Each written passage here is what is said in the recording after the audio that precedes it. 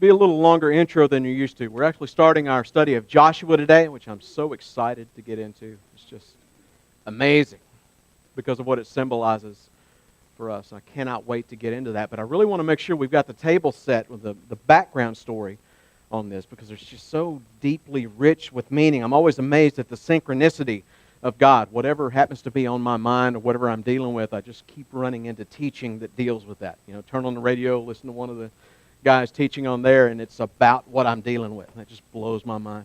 Same thing happens seemingly with the Sunday and the Wednesday night Bible studies here. We're studying Numbers on Wednesday nights right now, and man, we're just studying in the last couple of weeks the part of the story of the Israelites that sets the table perfectly for what we're about to study in Joshua. Again, it just blows my mind. It's almost like God has a plan. I don't know what's up with that.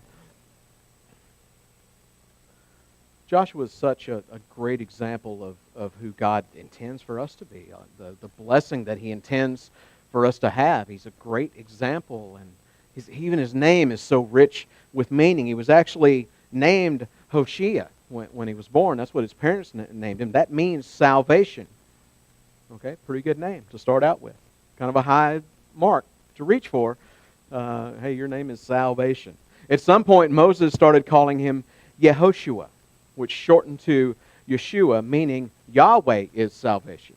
Just adding some meaning to that. That's the Hebrew equivalent to the Greek word that in English is pronounced Jesus. Follow me on that? Okay. Yeshua, the Hebrew equivalent to the Greek word that in English we say Jesus. So it's kind of hard to miss the symbolic representation of who Joshua is in the story. He's Jesus. Okay, we didn't have to dig too far for that one. He was the firstborn son of Nun, so he was spared from being killed in the last plague of Egypt. He came out of Egypt with everybody else. That horrible last tragic plague that actually is what forced the people to go, you know what? No, not only do we not want you guys to stay here and we're not going to allow you to leave, please go. That was the night that the death angel came down and killed all the firstborn in Egypt. All the firstborn in Egypt. Horrible thing to have happen for Pharaoh to turn loose of the people and allow them to go. And yet that's exactly what had to happen. That's the way the prophecies went. And so that's what had to happen. Nun was a man who led his household to follow God. The Israelites were told, hey, do this and this and this and kill this sacrificial lamb and take some of that blood and put it on the doorpost. And tonight when the death angel comes through, he's going to skip every single house that has the blood on the threshold, on the doorposts of the house. Symbolizing what? Man, your sins are covered by the blood of Jesus. You get to escape judgment. And so Joshua, son of Nun, was firstborn in that household. He was saved that night, and he came out of Egypt with everybody else. He pops up from time to time in Exodus. Why? Because he was positioned close to Moses. Not because he was seeking anything for himself other than he just wanted to be where God was. He wanted to be where the action was. He was drawn to the idea of what Moses was allowed to do. Moses was allowed to speak to God. He wanted some of that. All the times that Moses would go to the mountain and the cloud and the fire would be there and God would say, okay, now everybody stay back from the mountain. Joshua is the one who was as close to the barrier as he could get. He just wanted to be close to where the experience with God was taking place. And so that sets the table for who he eventually becomes. He wasn't desiring a title or anything for himself other than he just wanted to be where God was. And God was able to use that. Go with me to Exodus 17. Look at a few of the places that he popped up before he gets to the point in our story today. Exodus 17, verse 8. Now Amalek came and fought with Israel in Rephidim, and Moses said to Joshua, choose us some men and go out, fight with Amalek. Tomorrow I will stand on the top of the hill with the rod of God in my hand. So Joshua did as Moses said to him and fought with Amalek, and Moses, Aaron, and Hur went up to the top of the hill. And so it was when Moses held up his hand that Israel prevailed, and when he let down his hand, Amalek prevailed. But Moses' hands became heavy, so they took a stone and put it under him, and he sat on it. And Aaron and Hur supported his hands, one on one side and the other on the other side. And his hands were steady until the going down of the sun. So Joshua defeated Amalek and his people with the edge of the sword. Then the Lord said to Moses, "Write this for a memorial in the book and recount it in the hearing of Joshua, that I will utterly blot out the remembrance of Amalek from under heaven." And Moses built an altar and called its name, "The Lord is my banner," for he said, "Because the Lord has sworn, the Lord will have war with Amalek from generation to generation." The God specifically tells Moses, remember and retell this story. Make sure Joshua hears this story over and over, so that two things will be made clear to him. Not that he was a great military leader, not that he defeated anybody, but one, the victory came from God through the intercession, the prayers of Moses. Whenever Moses was able to lift his hands and pray to God, the Israelites prevailed. When he got tired and his hands dropped, and Amalek starts coming back. Make sure Joshua knows that. And two, the victory provided by God is complete. Make sure he knows that I am blotting out these guys from the books. We're not going to deal with them anymore, because when God takes care of something, even though he does it through people, when he takes care of something, it's taken care of. Flip over a few pages to Exodus 24. Verse 12.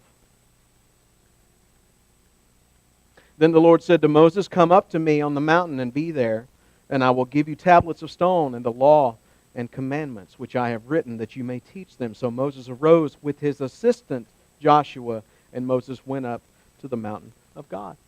He has become the right-hand man of Moses. Why? Because he was trustworthy, because he was faithful, because he wasn't seeking anything for himself.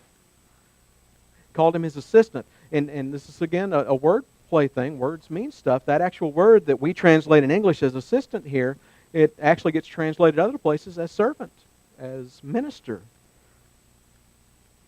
So Joshua had placed it in his heart to follow God by being a blessing to Moses, whom God had called to lead the people.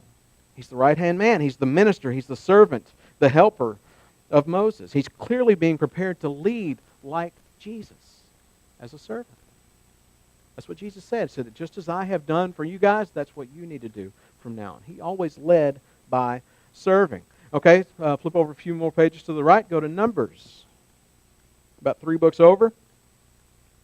Numbers chapter 11. This is what we've been studying on Wednesday nights. Numbers 11:24.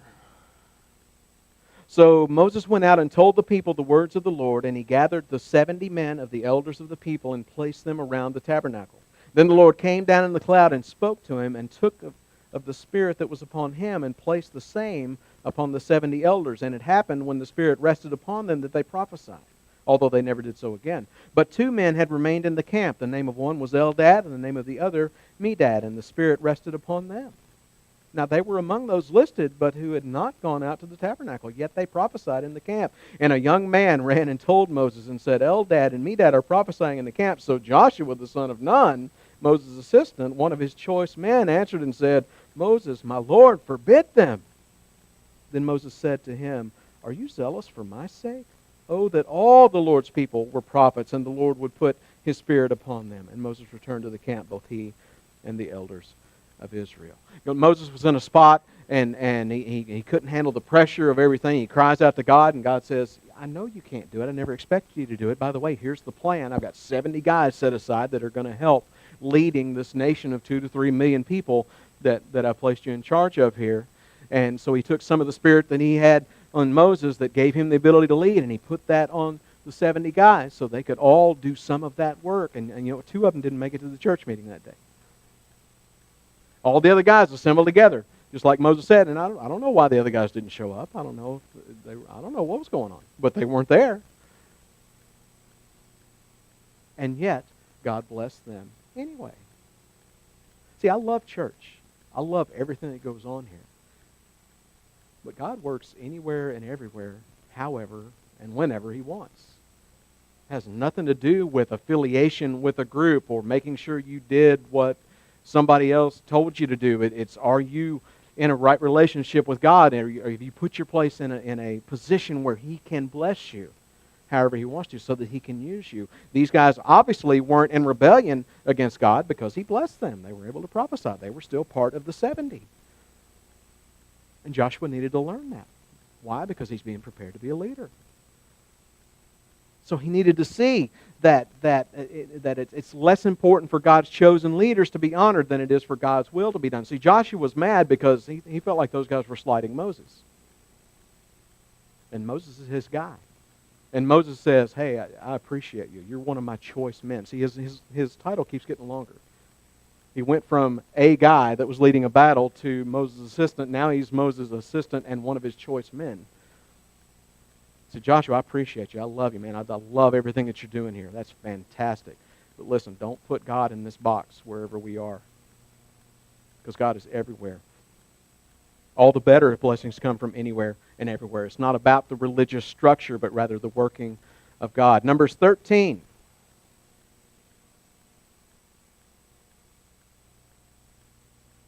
Verse 16. These are the names of the men whom Moses sent to spy out the land. And Moses called Hoshea, the old name, the son of Nun, Joshua. This is where we see the name change.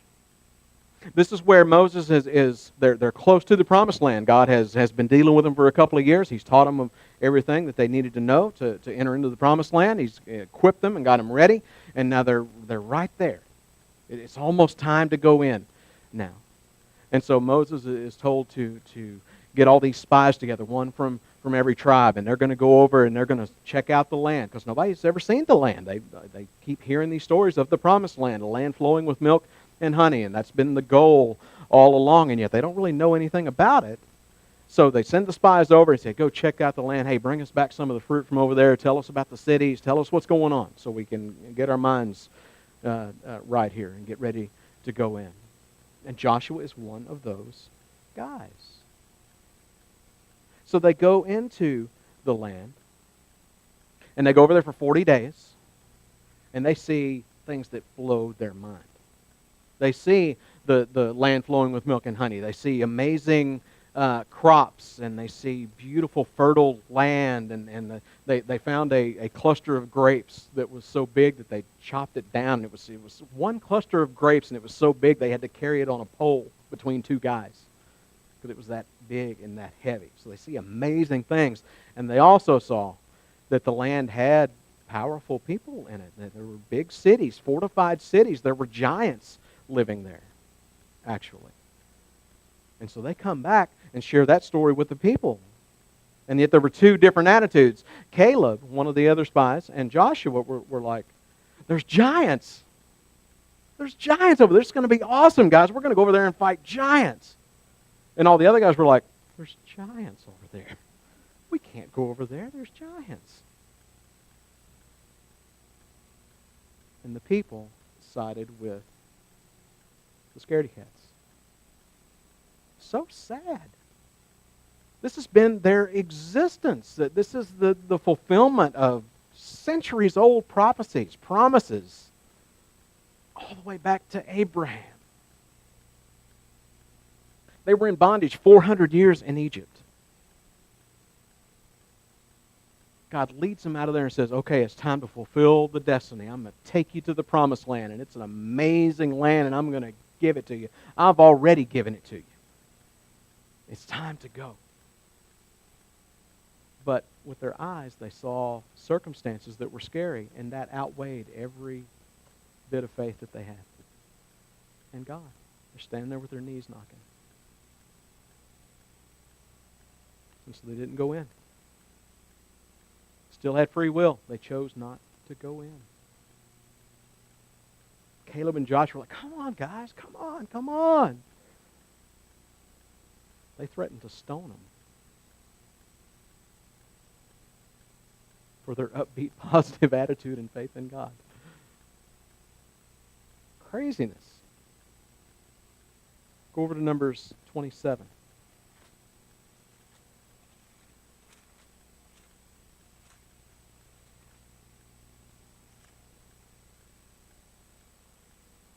Numbers 27, verse 18.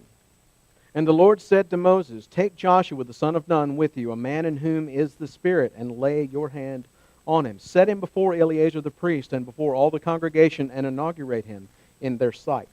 And you shall give some of your authority to him, that all the congregation of the children of Israel may be obedient. He shall stand before Eleazar the priest, who shall inquire before the Lord for him by the judgment of the Urim. At his word they shall go out, and at his word they shall come in. He and all the children of Israel with him, all the congregation. He wasn't chosen by Moses. This is the end of Moses' life. He's about to wrap it up, because he's not going to be allowed to go into the promised land because he had an issue at one point. You can go read that story in Exodus. So he's not going to get to go in, but he's getting to anoint the guy that's going to take over for him, and it's Joshua, the one who's been faithful all along, the one who's been seeking God all along, the one who's been willing to be used by God all along, the one who had faith in God when he spied out the promised land. At this point, 40 years ago, almost. But Moses wasn't just filling an empty position.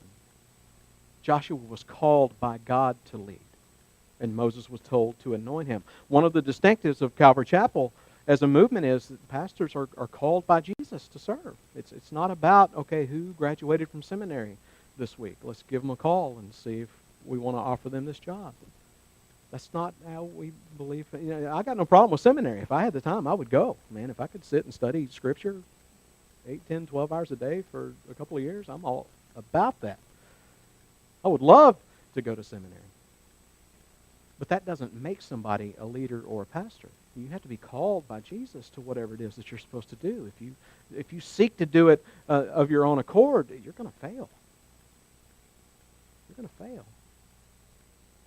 We're going to talk later about that decision that the people made not to enter into the promised land. They backed themselves in Wednesday night, guys. I'm sorry, we're recovering some old ground here, but this synchronicity, we got to talk about it again. They back themselves into a corner. They're looking forward. They see the promised land, and it's amazing, but they're scared of it, and they don't want to go. So they turn and face the other direction. Well, the other direction is where they just came from. That's the wilderness. They're not crazy about the wilderness either. They didn't like the wilderness. They were tired of manna. They were tired of sitting and waiting for what was to come, but they didn't want what was to come. But they don't want to go back, but they don't want to go forward, but they don't want to go back. And so God at that point says, you just brought a curse on yourself. This is not going to work out for you guys. None of you who are old enough to have anything to do with the decision making are going to make it into the promised land. And when they realized what they had lost, outside of God's will and authority and power, they decided they were going to go fight and take the promised land. And Moses told them, he said, guys, don't do that. You're making a mistake. He's not with you. And you know what? Moses stayed in the camp when they went. And it didn't turn out well. Why? Because they decided they were going to fight, and they got defeated. You can't pick what your battles are going to be. You can't do it in your own strength. Anyway, all of this stuff has been Joshua's kind of preparatory training. He's learned a lot of valuable lessons along the way. One, intercessory prayer matters. James tells us the faithful prayers of the righteous avails much. Joshua learned that firsthand. In the heat of the battle, he looked up and he sees Moses' hands up. Well, they're winning. Well, he sees us go down. He's like, uh-oh. He saw the power of intercessory prayer. He learned there that victory comes from God, not from military might or strategy or logic or any kind of ability. He learned that service to others is how somebody grows in knowledge and wisdom and faith. He was with Moses when Moses came down off the mountain with the tablets, with the 10 Commandments, and they were down there worshiping that calf, the golden calf. And he saw Moses in his anger just break those tablets.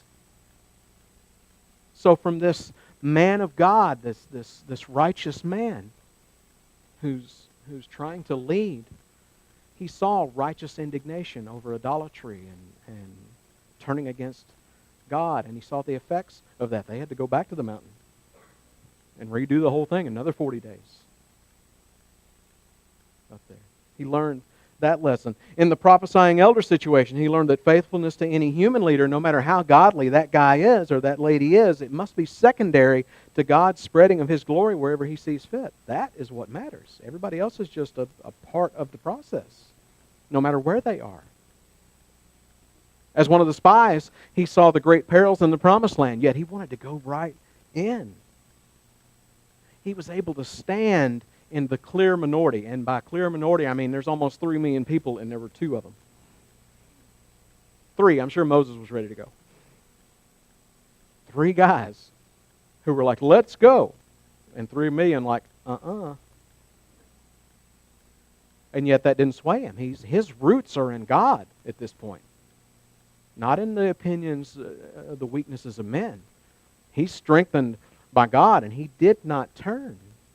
He had been prepared to follow God no matter what. He was able to trust God's plan over the doubts of the congregation. As a result, he was able to be blessed in a season of judgment over the group. They spent the next 40 years wandering, and he had to wander. So that the poor decision of the group affected him, but it didn't rob him of his faith. That horrible thing that happened, he didn't blame God for that. He didn't then assume that the fulfillment of the promise wouldn't come. We think we're doing well if we make it a day without doubting God. 40 years he had to wander with these guys in the wilderness, watching them die off like flies. And he never wavered because he's been taught, he's been equipped, he's been prepared. Through that judgment of being forced to wander for 40 years, he learned the consequences of not simply trusting and following God, no matter how desperate your circumstances may seem. He's going to need that lesson later on when he's leading the people against those giants in those fortified cities and all of that scary stuff. Through the judgment of being forced to wander for 40 years, he learned that God never abandoned His people, that He's always faithful, and that He always provides. See, the people came under judgment, and they were not allowed in the promised land. They had to go wander, but God was still with them. He still provided for their needs. They just didn't get to do anything cool. They didn't get to be a blessing. They didn't get to glorify Him. They didn't get the blessing of seeing and feeling, experiencing God working through them to accomplish things that they couldn't accomplish. But He still loved them. They were still His people. They weren't lost. They weren't abandoned.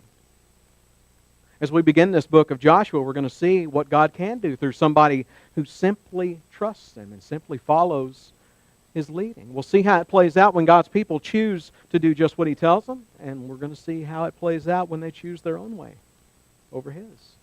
That's definitely something we can and need to apply to our life now. This is exactly the reason that we have access to the history of God's people through the Old Testament. People are always asking me, new believers especially, why do they ask them to read the Bible through in a year. So they start in Genesis. Well, Genesis is cool, man. Great stories. Exodus, fantastic. Plagues, yes. Bring me the frogs, absolutely. Leviticus, I made it through Leviticus. Numbers, and that's when the questions start coming. I can time the questions because we follow the same plan every year. And about the same time every year, I start getting the questions, why are we reading this stuff, man?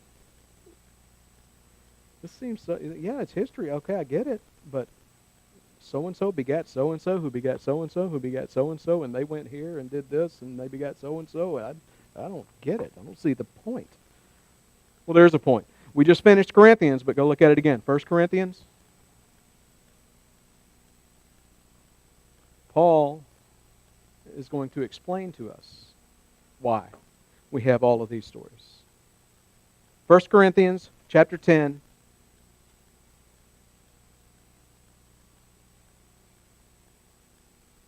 Verse 1. Moreover, brethren, I do not want you to be unaware that all our fathers were under the cloud. All passed through the sea. All were baptized into Moses in the cloud and in the sea. All ate the same spiritual food, and all drank the same spiritual drink.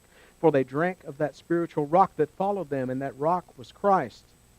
But with most of them God was not well pleased, for their bodies were scattered in the wilderness. Now these things became our examples, to the intent that we should not lust after evil things, as they also lusted. As a parent, as a pastor, as somebody that loves people, I've tried to be as honest as I can about the mistakes that I've made in my life. I try to share those stories with you in the hopes that those who follow after me will choose to avoid them. That you can learn those same horrible, great lessons without having the scar tissue that I have. I want better for you than I chose for myself. I want your education to be less painful than mine has been. God, because He is a good, good Father, we sang the song today, He does the same. Over and over and over and over and over again. So many times, somebody who's reading the Bible for the first time, they'll make it through the Old Testament, and their immediate question is, what is wrong with these people?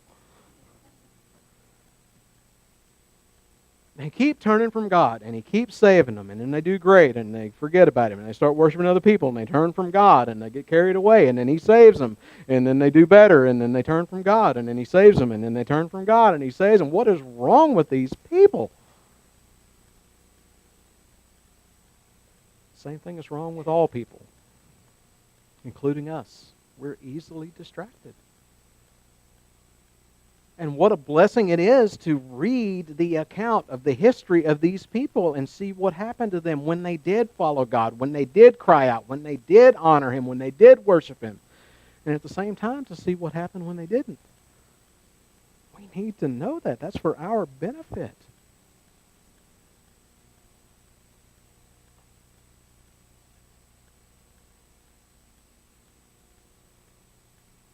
So let's set the scene for Joshua. If Joshua is symbolically Jesus, what are the other pieces of the story of God's people leaving Egypt and moving into the Promised Land that will help us draw the meaning out of the book of Joshua? Well, we've got to go all the way back to Egypt for that. Who does Pharaoh represent in the story? Satan. He's the one that wanted to keep the people in bondage, that didn't want to let the people go, that worked against God, who wanted to be worshipped as though he were a god. He's almost the literal Satan, in a way. We have Egypt. That is the life in bondage. That's the life in sin that we have tried to get out of, and that we have allowed Jesus to make us a new creation so that we can get away from. We have Moses, certainly some aspects of Jesus. And Moses, we talked about that Wednesday night. He leads the people out of bondage. He prays for them when they mess up. He pleads for mercy on their behalf. He clearly loves them. That's a lot of Jesus-like quality in him. But Moses will always represent literally the law, because the Ten Commandments came through him. At the Mount of Transfiguration in the New Testament, when they go up on the mountain, and the three, well, you got somebody representing the prophets, you got somebody representing the law, and then you've got Jesus representing grace. Moses was the one representing the law. The purpose of which to reveal to the people that they clearly do not and cannot and will not ever live up to God's perfect standards, which is what is necessary to know, or else you won't even know that you need a Savior. You got to know you're in trouble before you know you need help. We've got crossing the Red Sea. What does that symbolize? Salvation. That's the literal escape from where you were before into a new life. And you cross through it, and then the waters come back in, and you cannot go back. The door's closed. You cannot go back. That's the blessed assurance that we have as believers.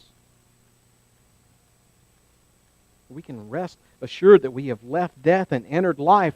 And what does Paul say? I'm convinced that there ain't nothing that can pry me out of Jesus' hand. That's a paraphrase. He used better English than that. Crossing the Red Sea. Salvation, escape from sin, provided by God, unattainable by human means. That's what getting across the Red Sea was for them. They couldn't make it happen, but they had to have it happen or they were going to die. Sin was going to catch them and kill them. Entering into a relationship with our Creator whereby He is present in our lives. That's what they had once they got across the Red Sea.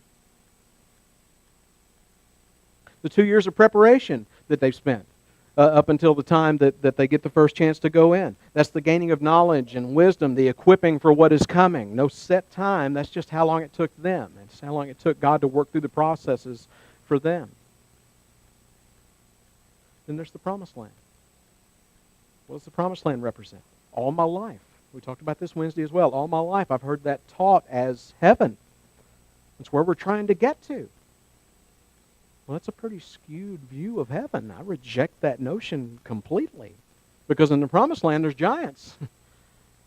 There's battles and tears and sorrow. There's a lot of people there that don't love God, who need to be eradicated. That doesn't sound like heaven to me. The Promised Land, crossing over the Jordan, we've reached salvation. We've gotten through that. We belong to God now. And then we're prepared for what it is that He's going to do with us for the rest of our time here. That's what the Promised Land is. It's that Spirit-filled, Spirit-led life of a believer that we should be attaining to, that we should be striving for. The time when we're ready to truly follow God and going and getting what He's already given us. Trusting Him in Him to provide all the ability to conquer the enemies, no matter how big they look before us. Trusting Him to beat the circumstances that seem too big for us to handle, that are too big for us to handle. The part of the story when God's people become active participants, claiming His promises and affecting the world as instruments of His will and His glory. It's a lifelong project that lasts until it's time for us to go home forever. That's what He intends for us. The Promised Land is not representative of heaven. But it is a land flowing with milk and honey. It is a place of indescribable, overwhelming blessing and fulfillment for those who surrender their will to God's. Is there a lot of work to do? Absolutely. Is there danger? Yeah. Yeah, sure. But it's worth every drop of sweat. How do I know? Because that's what God has for us. And what He has for us is a blessing. Even when it's hard. Even when it's heartbreaking. That's where the blessing is. What about the Jews themselves? They're like us. The people God has chosen to reveal Himself to. The people He has offered salvation to. The people He has offered to provide for. The people He asked to trust Him with their lives. The people He will allow to be tested as a way of proving whether or not they're actually with Him. That's them. That's us.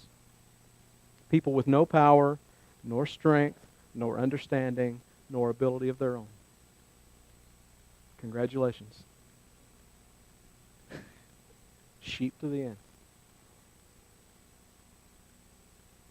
But people with His power, His strength, His understanding, His ability behind them and in front of them and to their left and to their right.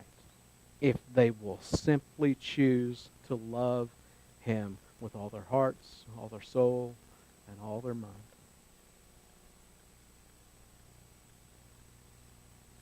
People who once saved out of slavery were given the opportunity not just to have eternal security, not just life, but something much more. In John chapter 10 it says, "The thief does not come except to steal and to kill and destroy," talking about Satan. But Jesus says, "I have come that they may have life, and that they may have it more abundantly." And I love the word study for that phrase, more abundantly. It means abounds all the more, abundantly, all the more, beyond, especially, even more, excessive, further, greater, more extremely. That's my favorite one. More extremely. Jesus said, "I came that they would have salvation." That's life. That's life instead of death.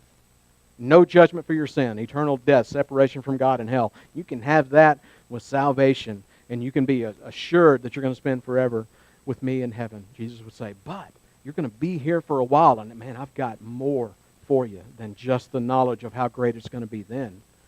Man, I've got some more extremely stuff that I need done. And I'm going to use you to do it if you will just let me. That's the promised land. That's what he offered them. And Joshua and Caleb were all over it, man. Everybody else, they didn't want any part of it. Why? Because there are people just like us, people with free will. Free will to stay in Egypt if they wanted. The decree went out. Everybody who does this and sacrifices this lamb and puts the blood on here like I'm telling you to do, all of those people will be saved. Anybody that chose not to do that night, their firstborn died. He offered the solution. They had to choose to accept it. Free will. And those people certainly would have stayed in Egypt at that point. Free to complain about God's provision if they wanted. Go read Numbers and see how it works out when you complain about God's provision. Hope you like quail. You got to go read it. I'm not going to explain that one. Free to reject God's appointed leader if they wanted. Man, they turned on Moses in a heartbeat. They knew that he was God's appointed leader. He's the one that God spoke through. He's the one that talked to Pharaoh. He's the one that led them out. And they turned on him in a flash. Why did you lead us out here that we would die in the desert? We should have just stayed in Egypt. Thanks a lot, Moses. When they went to Aaron to ask him to create a god for them to worship because Moses was up on the mountain getting the 10 Commandments from God. He'd been gone for a long time, and they're like, as for this Moses, we don't know what's happened to him. Like that flighty guy, I don't know if we should even trust that he's coming. I think maybe he went back to Egypt. We don't know. Free will to reject the promised land if they wanted. Just like we can. Saved, but weak and wandering, never knowing the victories, never knowing the fullness of his peace and joy, provided for, but not used. What a tragedy. What a horrible decision to make, to spend the rest of your time here just fighting the inner battles. Not even allowing God to take you and put you into a situation where everything is out of control, and yet you are the one that gets to affect change because he's working through you. Matthew 13. If you're visiting with us, we never skip around like this, by the way. This is the longest introduction to a book in history. Normally we go chapter by chapter, verse by verse, straight through a book. We will probably get back into that next week. Matthew 13, verse 1. On the same day, Jesus went out of the house and sat by the sea, and great multitudes were gathered together to him, so that he got into a boat and sat, and the whole multitude stood on the shore. Then he spoke many things to them in parables, saying, Behold, a sower went out to sow. And as he sowed, some seed fell by the wayside, and the birds came and devoured them. Some fell on stony places where they did not have much earth, and they immediately sprang up, because they had no depth of earth. But when the sun was up, they were scorched, and because they had no root, they withered away. And some fell among thorns, and the thorns sprang up and choked them. But others fell on good ground, and yielded a crop, some 100-fold, some 60, some 30. He who has ears to hear, let him hear. Some of all of these kinds of people Jesus just talked about were in the congregation God led out of Egypt. Some of them were like Joshua. Man, they're all in. And nothing is going to stop them short of God stopping them. They are not afraid of anything in this world because they know God is so much bigger. And they are not concerned. They're not worried about the provision. They're not worried about their safety. They're not worried about the outcome. If he says go into battle, they're going into battle. And they can't wait to get there. That's the one that increases. And then there were some of the people, they weren't really in at all, ever. In our number study, we saw that there are a lot of what you call the mixed multitudes in with the congregation. You got this large group of people, then you've got a few they're not even Jews. They just came along for the ride. They saw everybody walking out of Egypt, and they're like, hey, let's try that. And they jump on board, and they become part of the procession. They immediately become problems. They're the ones that kind of spur all the doubts, and everybody else just kind of goes along with it. They're nothing but troublemakers. They are the seed that is just carried away. They're not following God at all. Then you have some people, and some big thing happens in their life, some miracle that they get to witness or experience or whatever, and they get so excited about God immediately. And they're in. They are all in today. But they don't take time to study. They don't really care about coming to the Bible studies or getting plugged in with the people. They're kind of bouncing in and out. They're not developing any roots. And as soon as they run into some trouble, they back away. We saw that a lot in the people of Israel. As soon as they got to the Red Sea, why'd you lead us out here to kill us? They get through the Red Sea, and they're out there wandering for a while, and they're like, well, what are we going to eat? There's nothing out here to eat. We should have stayed in Egypt. Why did you bring us out here to kill us? On and on and on, every time. Why did you bring us out here to kill us? Why did you bring us out here to kill us? They withered away as soon as there was trouble. And then you have what I think the biggest part of this group is that we're reading about today. And sadly, way too big a part of all of Christianity. The seeds are springing up around thorns. And the cares of this world are just intermingled with faith and with obedience, and the weeds. You know how easy weeds grow. Man, you can fertilize grass from now till doomsday, and it may grow and it may not. You fertilize it and water it and manicure it, and you try to make it look well, and you look out in your gravel driveway and there's weeds just growing, man. Popping right up. You cannot stop that. That's what Jesus is talking about. It's like, yeah, I know you're in. I know you believe in me. I know you have real faith in me. But you are always going to lack strength and the ability to move forward. You're going to mark time. You're going to feel like you're drowning all the time because you are not allowing your mind to separate itself from the world and give yourself fully to me. You're mingling the two, and the weeds are going to win that battle every time. For our purposes in the age of grace and Christianity, I'm not talking about somebody that's lost. I'm talking about somebody that's saved. But they're like Israel. They're not willing to enter into the promised land, the place where he wants to use them. They would rather wander in the desert. They know they're going to be okay long term, and just alive is enough for them now. And that's just a tragedy. There were a lot of those people in this congregation. There are some in this congregation. And the question today is, who are you?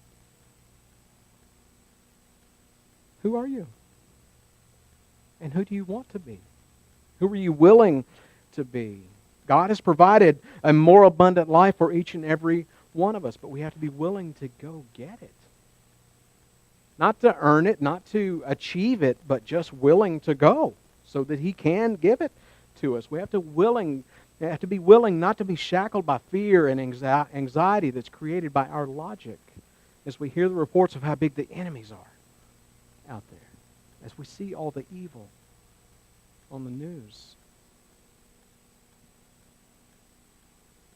And we just start backing away from conflict, backing away from confrontation, backing away from openly following Jesus.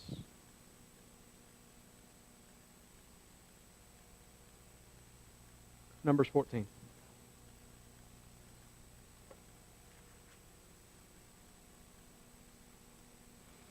Let's wrap up the intro. God's people said. Numbers 14, verse 1. So all the congregation lifted up their voices and cried, and the people wept that night. This is after they heard the reports from the spies about the promised land. And all the children of Israel complained against Moses and Aaron, and the whole congregation said to them, if only we had died in the land of Egypt, or if only we had died in the wilderness. Why was the Lord Why has the Lord brought us to this land to fall by the sword, that our wives and children should become victims? Would it not be better for us to return to Egypt? So they said to one another, let us select a leader and return to Egypt. Then Moses and Aaron fell on their faces before all the assembly of the congregation of the children of Israel. But Joshua the son of Nun and Caleb the son of Jephunneh, who were among those who had spied out the land, tore their clothes. That's a sign of mourning. And they spoke to all the congregation of the children of Israel, saying, the land we passed through to spy out is an exceedingly good land. If the Lord delights in us, then he will bring us into this land and give it to us, a land which flows with milk and honey. Only do not rebel against the Lord, nor fear the people of the land, for they are our bread. Their protection has departed from them, and the Lord is with us. Do not fear them. And all the congregation said to stone them with stones. Wow. Then Moses has this great prayer. He intercedes on their behalf. Jump down to verse 19. Pardon the iniquity of this people, I pray, according to the greatness of your mercy, just as you have forgiven this people from Egypt even until now. Then the Lord said, I have pardoned according to your word. But truly as I live, all the earth shall be filled with the glory of the Lord, because all these men who have seen my glory and the sight which I did in Egypt and in the wilderness, and have put me to the test now these 10 times, and have not heeded my voice, they certainly shall not see the land of which I swore to their fathers, nor shall any of those who rejected me see it. But my servant Caleb, because he has a different spirit in him and has followed me fully, I will bring into the land where he went, and his descendants shall inherit it. Now the Amalekites and the Canaanites dwell in the valley. Tomorrow turn and move out into the wilderness by the way of the Red Sea. One of the most tragic verses in human history. They're standing in front of the promised land, all that God has been telling them for eons that he will give them, that he has already given them. They just have to go in and get it. They're too scared to do it. And so he says, tomorrow, turn. All that I had for you, that I prepared for you, that is ripe for the taking. You can't have it because you don't really want it. Go that way. They wandered in circles for 40 years. Everybody 20 years old and older died in the wilderness. Still God's people. But they wouldn't receive the blessing. They didn't trust him enough to go in and take it, so he turned them a different direction, away from the life more abundant. Still his, still provided for, but weak. Moaners and complainers all the rest of their time here. Why do we need to hear that story? Because that's our story. Sometimes. Too worried about the world to follow God. The promised land is the Spirit-filled, Spirit-led life that he intends for us. It is a promise. Jesus said, if I go, I'm going to pray the Father. He's going to send the Helper, and he's going to indwell you. And then he talks about the baptism of the Spirit, where his power comes on us to the point that it's flowing out of us, and that's the power to serve and to effect change in this world that desperately needs his power and his change. And so much of the time, we are just too scared. We act like it's on us to accomplish something. We act like he hasn't promised that he will do it through us if we just let him. And so we turn and we wander in circles in the wilderness. Saved. Eternity secure. But of no real use to anybody else. It's not the way it's supposed to be. Is there hard work in the promised land? Yeah. Are there tears? Yeah. Yeah. It hurts sometimes. Trying to help people that don't want to be helped. Don't know they need to be helped yet. And it's difficult. It's heartbreaking. But what did Jesus say? If you're weary and heavy laden, come to me, because my yoke is easy. Yes, there is a yoke. You have to yield control to him. You have to allow him to steer you and set the pace and tell you what to do. That's the yoke. He said, but my yoke is easy, and my burden is light. He says, come follow me, and you'll find a rest for your souls. That's what the people here didn't have. When they turned from the promised land and went the other direction, they did not find rest for their souls there. They found a lack of peace and death. That's the intro to Joshua chapter 1. We'll go into that next week, but here is the big point. Right off the bat, the tone is established. God gives a command to Joshua. It's time to get up and cross the Jordan. It's time to go. It's time to get involved. It's time to get busy. What you wanted 40 years ago, here you go. And it's going to be scary and horrible and awesome and fantastic. It's going to be all of that. But the point is, it's time to go. When they get ready to cross over the Jordan, you got the guys carrying the Ark of the Covenant. It wasn't like the Red Sea. God didn't part it and then tell them to walk across. When it came time to enter into the Promised Land, they had to step down in it while it was still full of water. And then He moved it so that they could walk across. It's a leap of faith. It's a step of faith. You heard about that last week with Graham's message. Synchronicity. See everything tying in? God says, I have something for you. You just have to trust me.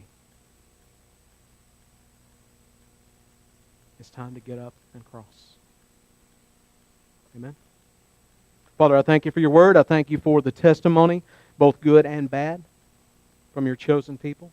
I pray that we would learn from their decisions today, that we would choose the promised land over the wilderness. I pray that we would choose the excitement of following you and allowing you to lead us even into the battles that seem insurmountable.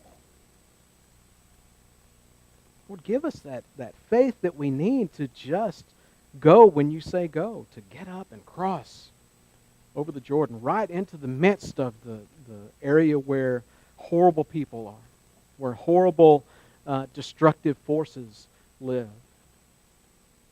People and things and ideas that aren't scared of us at all, that will mock us to our face. And yet, if that's where you tell us to go,